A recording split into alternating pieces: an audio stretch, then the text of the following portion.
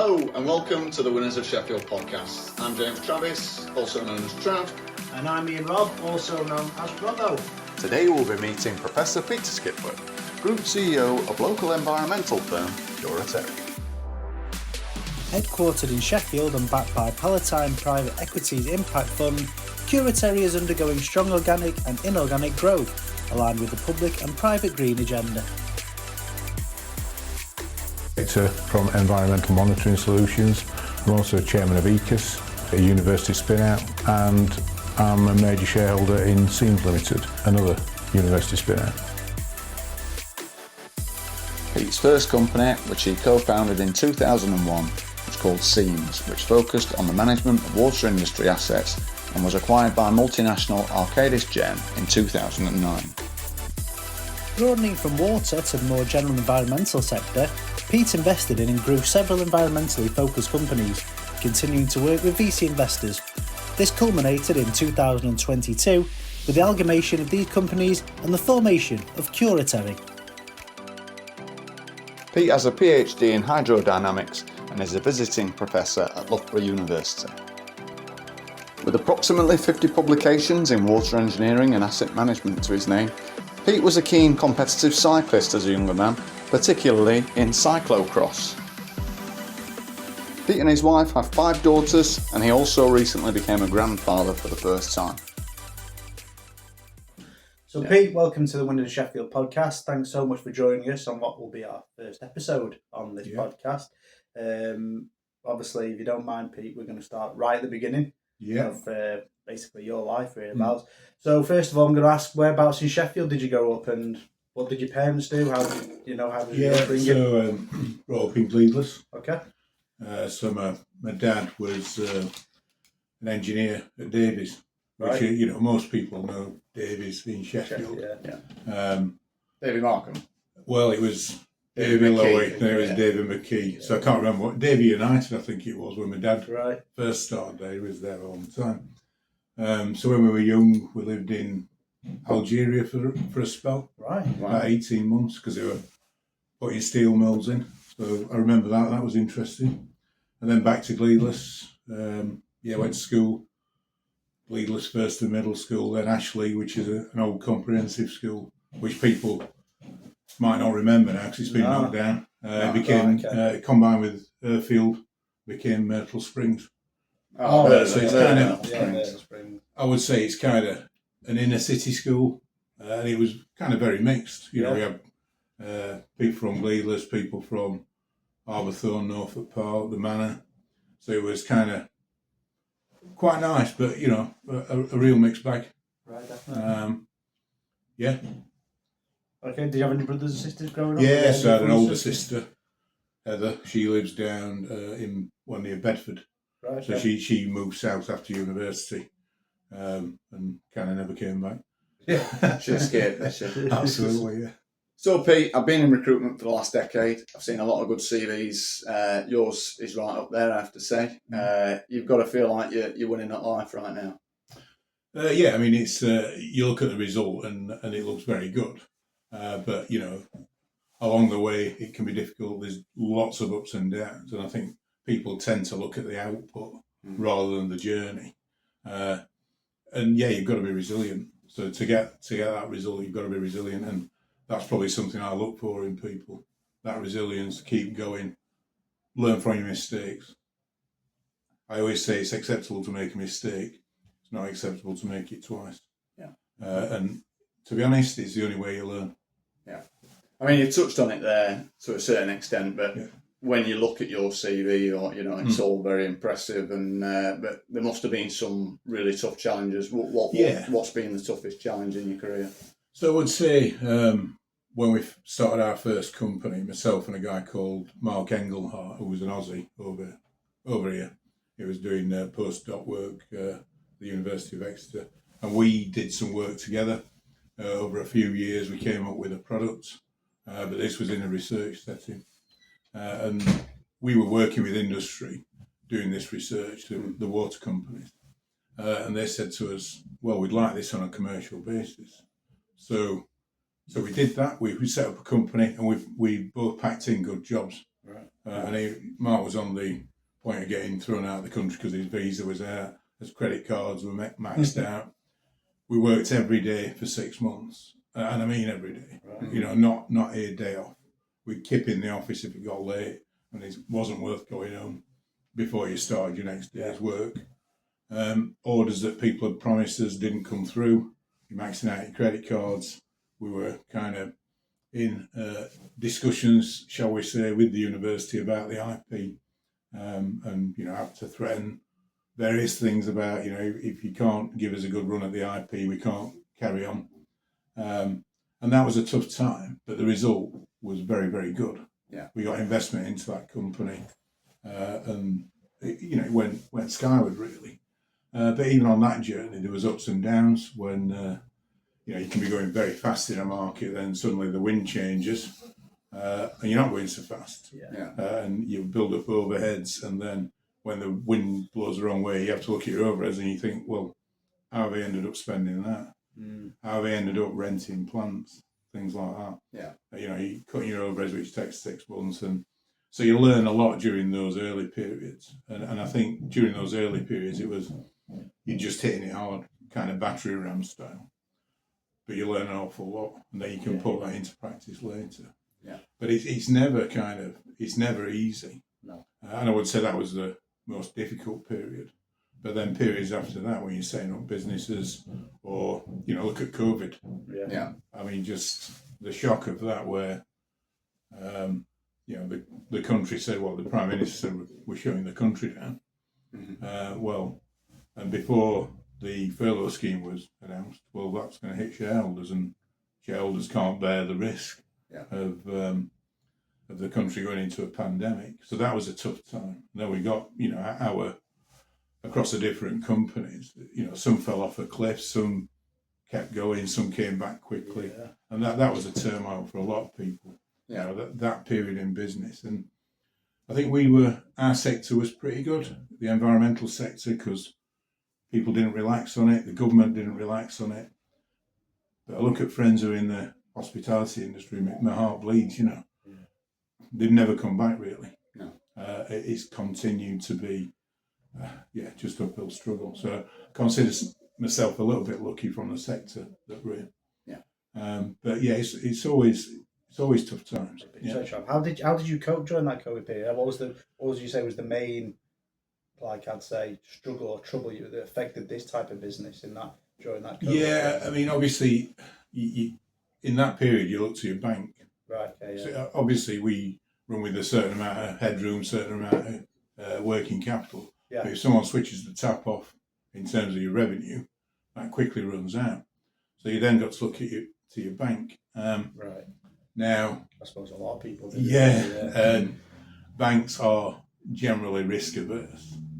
I've worked with venture capitalists, private equity, and I remember a very early conversation with a bank back when I'd done some successful VC stuff. I talked to a bank and I said, well, could you fund this type of thing, And I remember the conversation with this guy, and he said, but the difference is I definitely want my money back, whereas a VC will risk it. And it's that attitude that came into COVID with the banks, and it was the government that stood behind the banks to enable them to fund people without security. And although we did pretty well through COVID, and we kind of took the loans out, can't remember, C-bills they were called. We took several of those out just as a security blanket and paid it off pretty quick, whereas it was a lifeline for some. Definitely. If you look at how the government handled it, you look back on it, it's easy to criticise, but they were flying blind. And I think in a lot of respects, they did do a good job. But tough times for everyone. Definitely. I mean, you talked about yourself and Mark, the Australian chap that you mentioned. Obviously, from where I sit in recruitment, I see a lot of academics actually struggle to develop beyond the research setting. I've had a lot of people, I've had processes where I've put people forward with PhDs, and rightly or wrongly, a lot of the time they get overlooked. Obviously, yourself, you've managed to carve out a career. What's the magic formula with regards to that? I think that is a difficult kind of line to step across for a lot of people.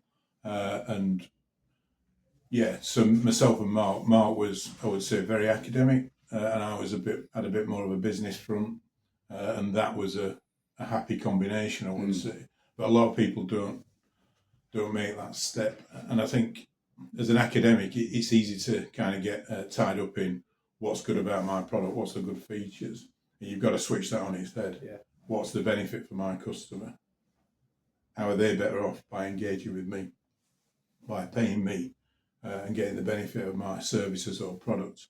And that was something I think I was able to do. And also the resilience, the hard work, getting value for what you do. And like I say, a lot of academics can be very good at their subject, but don't quite get out of the technical detail. In my opinion, PhD graduates are very useful for a lot of people, and they do get unnecessarily overlooked. I think when people do engage with that level of intellect, they will get rewards. But yeah, it's a bit of a risk, I think, for some employers. One thing that grabbed my interest looking at your LinkedIn profile, and I don't know whether it's a typo or whether you're a genius, but your PhD only says 91 to 92. It's a typo. Yeah, it is. That's fine. We'll cut that. So if we go back to school, again, obviously you've ended up coming out the other end, academic and all the rest of it. Surely you must have been a grade A student then, I imagine. Well, so at Ashley, it was more like being in custody than being in education. It's a bit like one of them schools, but you can do well wherever you are. Yeah. But I left at 16, and it was 1986, so the economy wasn't fantastic in the 80s. So I was lucky to get a job, and I got a job as an engineering draftsman at a civil engineering consultancy. On 45. Was that after university? No, this is before university. So this is 16, 45 quid a week, and then mates were going on to, you probably don't remember this, YTS schemes, youth training schemes, 26 quid a week. So I was like rich man at 45 quid a week. Anyway, so I did that for about 15 months, and I was kind of working for engineers who were graduates, good guys, but I thought, well, I can do this. I can do what they do. Yeah. And I started the job in the June, didn't get my results for my O-levels as they were then until August. And I didn't expect to get many because I didn't like school that much, but I got a fantastic set of O-levels. I got A's at maths and English. There was no A stars back then, and decent B's and C's, 8 O-levels. So that was a good set of O-levels then. So I could do what I wanted. So I left kind of and started in the next academic year at college and did A-levels. It was more kind of from being 15 to being 20, I was more into cycling than anything. Right. So that was a massive distraction. Not a distraction, I mean, it was great, but everything else came second place. So you weren't that applied to your studies. So I didn't get a fantastic set of A-levels. And at the University of Sheffield, I went to the University of Sheffield to do civil engineering or civil and structural. And I was interviewed for the place, and they wanted to put me on a foundation year because my A-levels weren't great. And I convinced them. I said, well, I've been in civil engineering draftsman, and I did have a passion for it as well. And I loved doing my degree. It was really enjoyable. So I convinced them to put me straight on the proper course. And I did well on the course. And then coming out of the other end, one of the profs said, will you come and work for me? So I went and worked for him as a staff candidate. So I was paid a decent salary and did a PhD alongside it. And I think because I enjoyed the subject so much, it's not work, is it? If you enjoy what you do, you never do a day's work in your life. Yeah. And then I did postdocing, really enjoyed that. I then thought, I need to do something, gained all this knowledge. I've got this appetite from the people I'm working with in industry for us to go out and really do something here. And that's when I kind of went entrepreneurial. So just going back to when you said about your cycling, it took you to 5 years. When you're going out there cycling, I mean, I do it when I go out running. I go out running just to switch off, block it in, and clear my head and get my ideas in. When you said you were doing your cycling, was that a case of you given a chance to give yourself ideas of where you want to go, or just free? Competitive cycling, so I did road racing, time trialling, but mainly cyclo-cross. So I was part of a club with James' dad, actually. Oh, nice one. And yeah, it was just all about the racing, and the training was a means to an end to race. And in fact, the road racing and the time trial was a means to an end to the cyclo-cross racing. So was it races that did you win a lot of races? I was kind of, I did win races, and I was generally second, third, fourth, that kind of level, up to being 18. Then you went into the seniors. So the guys who went pro, if I had a very good day and they had a bad day, I could beat them. Yeah. And that was not the norm. So I was kind of a bit second tier. I trained with the national squad. Used to do nationals. There was a national series for cyclocross, then the nationals. So I was racing at a good level, and it becomes your life. Just for people who don't know, what exactly is cyclocross? So it's kind of, these days there are things called gravel bikes. Back then, I suppose it was an earlier version of that. So it's like a road bike with different angles, different gears, different wheels, different gear shifts, because you can't take your hands off the bars. So it's like a ruggedized road bike, and you'll be going across rocky terrain, grass, woods, whatever it is. Generally circuit races, you do like an hour plus a lap. Very competitive, it's a race all the way through. Right. Okay. And it kind of, if it grabs you, it grabs you, and it does become kind of front of mind. Would you say the competitiveness in that cycling drove you on for later life? Definitely, without a doubt. Yeah. You learn, you only got yourself to rely on. Okay, then Pete, so you've obviously had a very successful career, but when you were growing up, learning to do the work and starting the work and that, did you have a specific mentor to help you along them ways? Not really, but I think as you go through life, you get different mentors and you look to different people to learn from. Very early on, it was the engineers that I kind of worked with at Eastwood and Partners, and then probably going through university, one or two of the profs, and particularly the prof that I ended up working for, a guy called Prof Saul, who was the chair of water engineering, had a lot of influence on me. And he was a very practical guy. And then even during my vacations from university, one of the guys from Eastwood set up a business, and I went to work for him, Andrew Russell, every summer. So again, you're looking at these people. He set up a business. You're learning from them. And then as you go into business, quite a few times I've appointed my own chairman. So that's a bit of a strange thing, appointing your own boss. And I've been sacked by one of them. So, or moved on. But every time you're working closely with someone senior or a little bit senior to you, you're just learning from them all the time. You're absorbing it. You're watching people, and that's probably been the main source of my learning, as well as the mistakes. So rather than a particular mentor, I think it's mentors all the way through. And then when we sold scenes to Arcadis, and I bought into a couple of companies. The investors that had worked with me before went with me. You learn from them.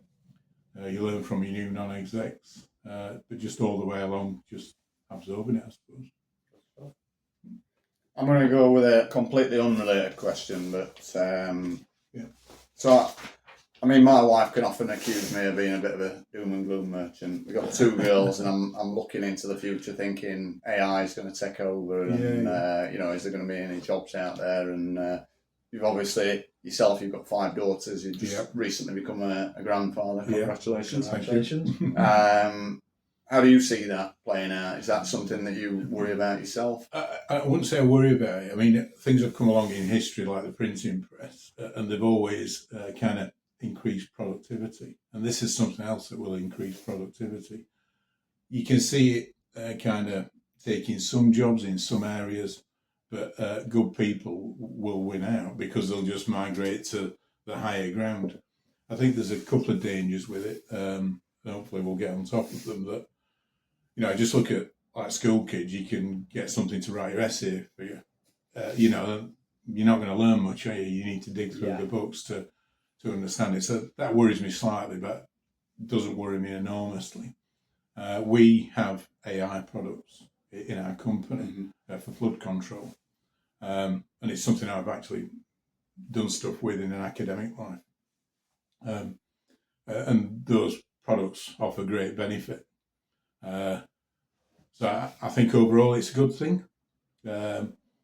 It may mean that there's all sorts of writing. If you look at Callum Chase about the universal kind of, what do they call it, the economic singularity, where people end up on basic incomes just paid to exist almost. And that's one potential outcome. And I think there'll be a little bit of that, where it's taking the kind of less skilled jobs. But then it puts power to in people's hands. You know, you're not going to get an AI plumber. So anyone getting a trade, you know, it's a great thing to do. Skilled manual, look at the Boeing settlement, 38%. I think it was 38%, something ridiculous. And so the skilled manual, in this country, people, I think, look down a little bit on manual work. Well, it's going to be power to people's arm. Yeah. And I see that area, you know, get into that. So Pete, you're obviously Group CEO of Cura Terrae, which I'm reliably informed means take care of the earth in Latin. So what exactly do the Cura Terrae do? So we're a group of environmental consultancy and services companies. We're nationwide. We employ about 350 people, and we do services right from the greenfield site, where we're looking at environmental impact assessments, for example, including ecology, visual landscape, heritage. So we're looking at sites, might be for a solar farm, and we go right through to on-site services, and that might be monitoring stack emissions or monitoring trade effluent, monitoring ambient air quality. And this is mostly driven by regulation and compliance, but it's also environmental improvement. And the way we look at it, we come to work, we do a job, but we're contributing to the climate transition, to the environmental custodianship that we need right now. And we need to kind of live in harmony with the environment. And, you know, in the past, we've done things at the environment's expense, and we all know that can't go on. I mean, sustainability is a word that's used a lot, but it is that. So that's the business we're in. I mean, I would say this, we're very good at what we do. We aim to be the highest quality provider, and we want to, you know, earn the right to get value for what we do. So we're focused on two things. We're focused on that quality, and we're focused on getting value for what we do and people respecting the environment. We're backed by a private equity company, Palatine, who have an impact fund. And that impact fund can only invest in companies that have an positive environmental impact or a societal impact. And that money is there, and it's raised from pension funds, for example, the EA's pension. And it's people who are investing, and they want to invest in this sector. There's no relaxation on we want a return, but they want a return. We call it returns with purpose. And there's a lot more of this money about wanting to get into the environmental sector. So it is a good sector to be in, for the feel-good factor, for the fact that you're coming to work making a difference, and for the fact that it's quite easy is the wrong word, to raise money. Yeah, it's readily available for the right investments. We're kind of not tree huggers, but I think everyone knows that it's just common knowledge now that we've got to live in harmony with the environment. So it's good business as well. But a lot of my former company, before I started getting into purely environmental companies, I was in the water sector, which is just removed. You know, and a lot of it was about river impact and water resources. So it's still a big part of the environmental piece. So I think that's how I kind of segued into it. How do you think Sheffield's identity as an industrial city impacts your business needs? I think the Sheffield brand is quite a difficult one. I mean, the branding as the outdoor city, I think, is great, because being on the edge of the Peak District, and you look at the kind of the student retention, and it is people. Getting people here is difficult, but keeping them here is not difficult, because people, once you get here, they understand. But the brand outwardly is not great. The brand outwardly is an ex-industrial city. And you look at kind of Manchester and Leeds, we have got left behind.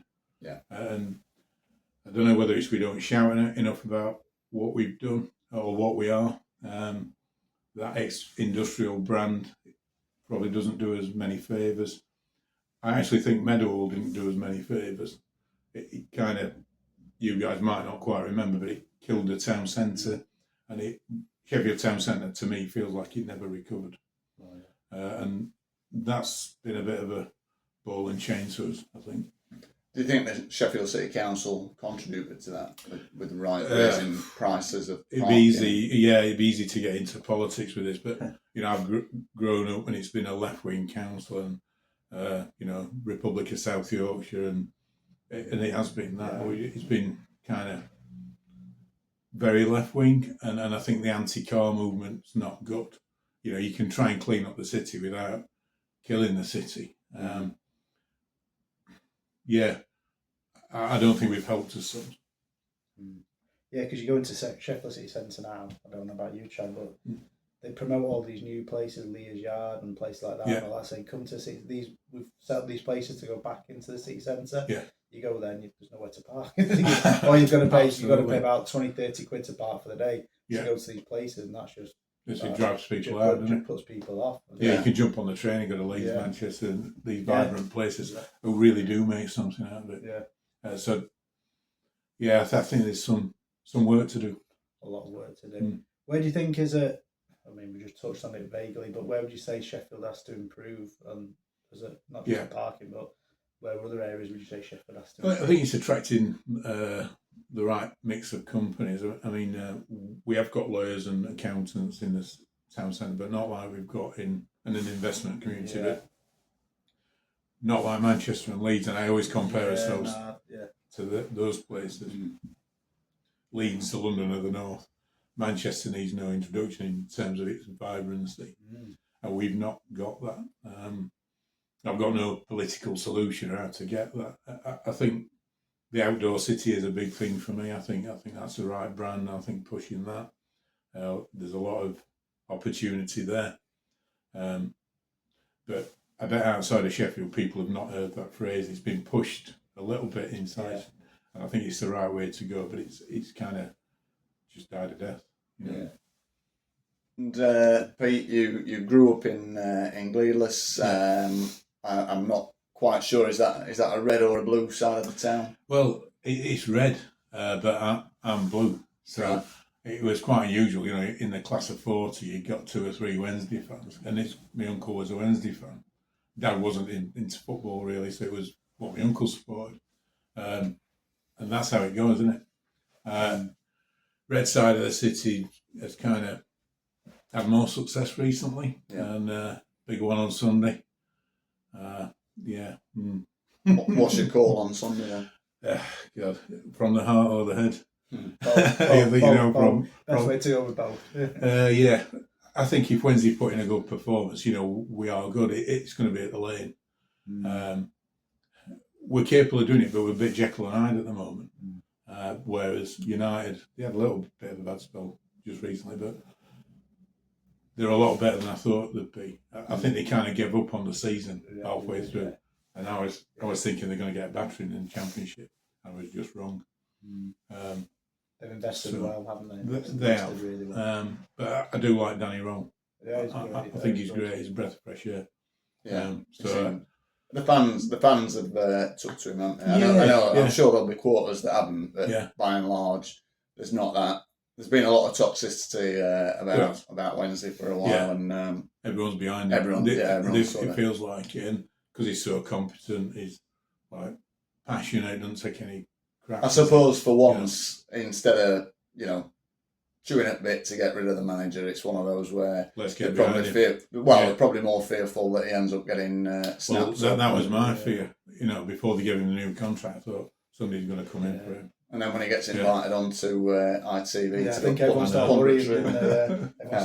You think, all of a sudden, don't try and alienate him. Yeah, because it's a project, isn't it? This is a really tough division. You've got to give it. If we're mid-table this season, that's progress. Yeah. And if we're knocking on door at the playoffs, fantastic. So one of the questions, or the question that I'm going to ask every guest on the Winners of Sheffield podcast is, now that you know about the concepts of the podcast, and who do you think we should be talking to? Maybe somebody that we haven't thought about, an unsung hero, or someone you've worked with in the past. Who do you think we should be trying to get in front and sharing their story? That's quite a difficult one. I mean, there's Dave Richards from One Disco. If you can pin him down, he's been a big name, and I've been a kind of an admirer from afar. I think some of the investment community possibly, and see how they look at the city. So I work with South Yorkshire Investment Fund and Finance Yorkshire as the local investors, and some of those guys have moved on to, for example, Mercia. So one or two of those, and see what they see in the city and what they don't see. I think that'd be an interesting take. Good.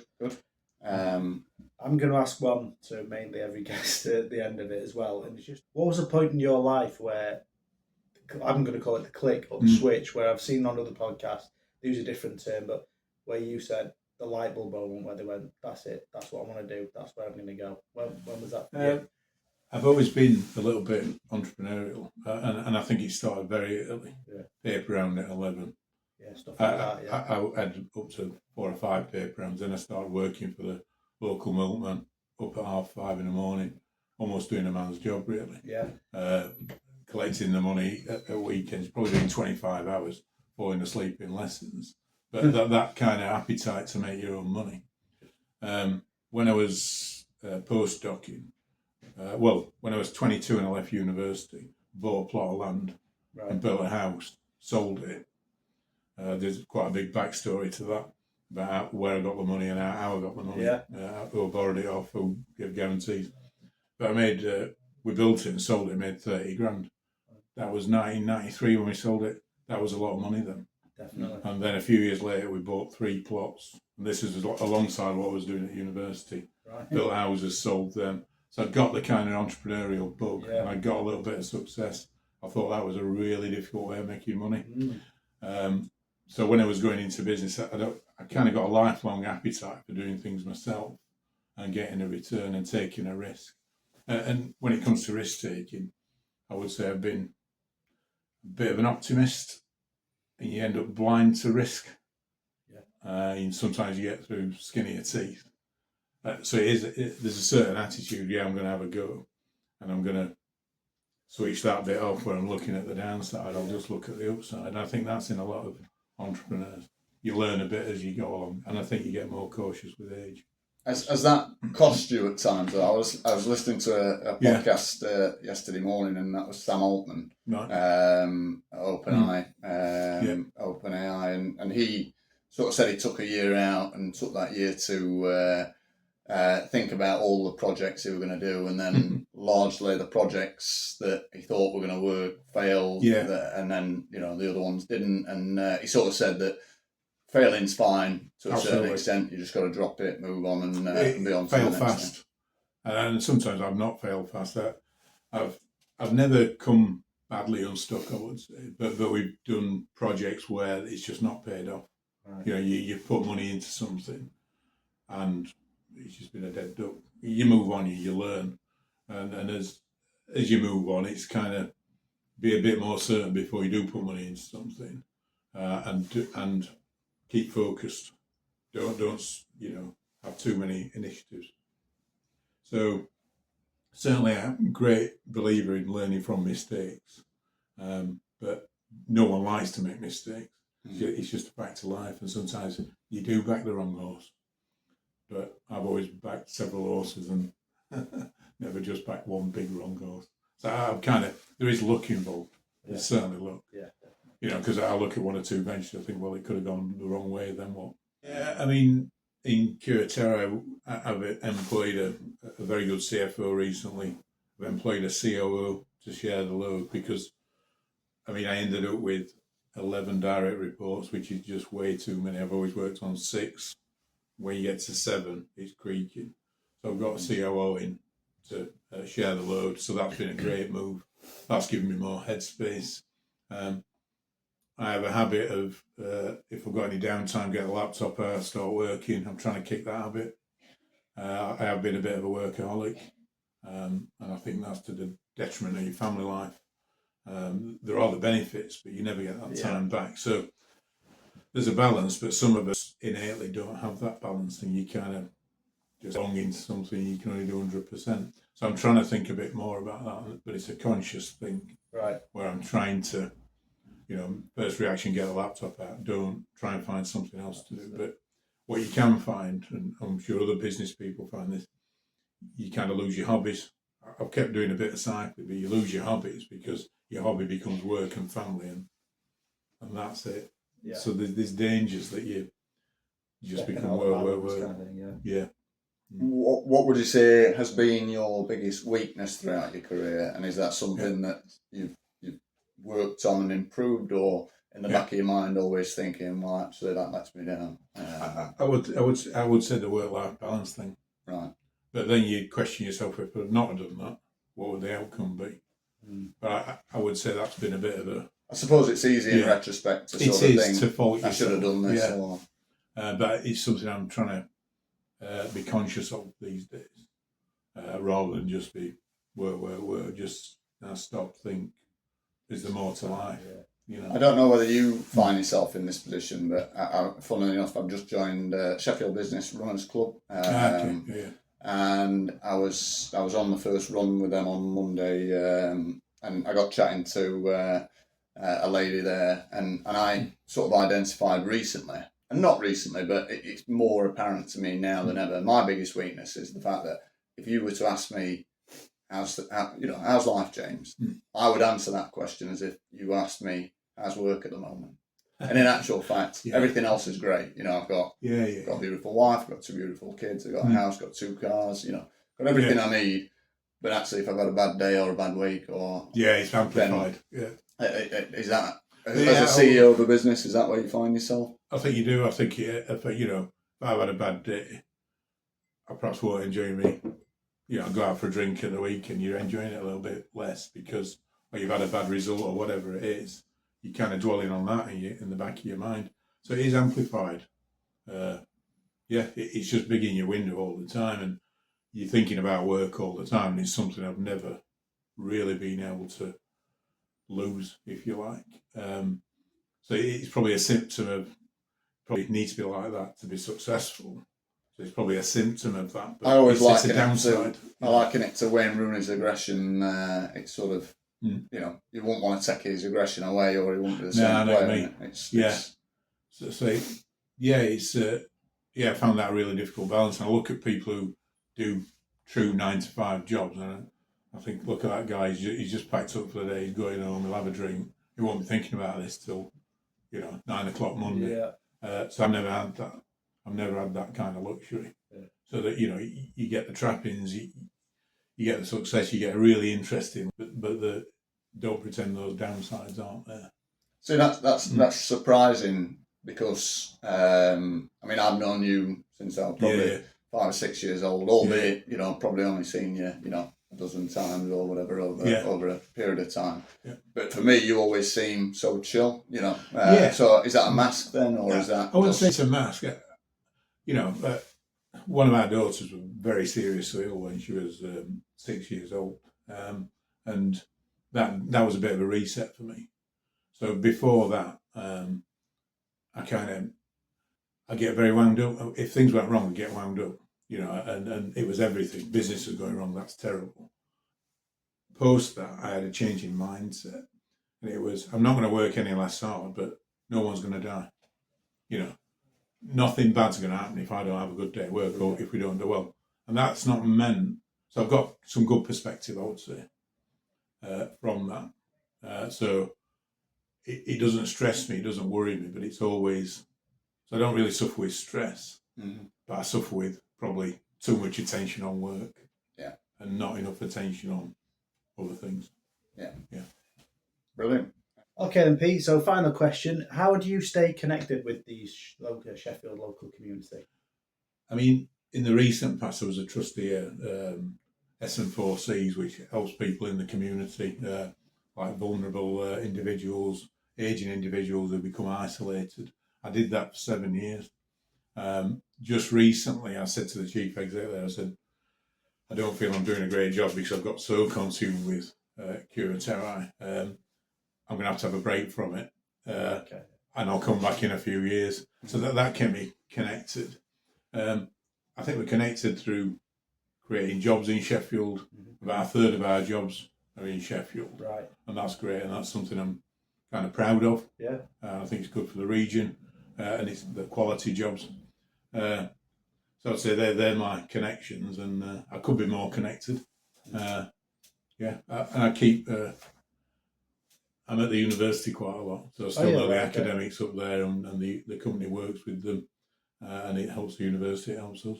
Do you go to the AMRC site a lot? So I'm on the steering committee for the eye care facility at AMRC, which is the infrastructure unit. Yeah, looks at buried infrastructure, above ground infrastructure. Yeah, so that's a great thing. I mean, the AMRC just unbelievable. Some fantastic facilities out there. I mean that's probably the jewel in our crown at the moment. Yeah. Good stuff. Well, thanks, Pete, for giving the time to talk to us today. Thanks, big time for me and James, obviously our first guest. Thanks, guys, for watching and listening. We'll be putting it on Spotify and all the relevant social media channels. Cheers for watching, and we'll see you soon. The Winners of Sheffield podcast. Like, subscribe, contact and follow us. YouTube at Winners of Sheffield podcast. Instagram, Winners of Chef Pod. TikTok, Winners of Chef Podcast. And email us at winnersofchefpodcast@gmail.com.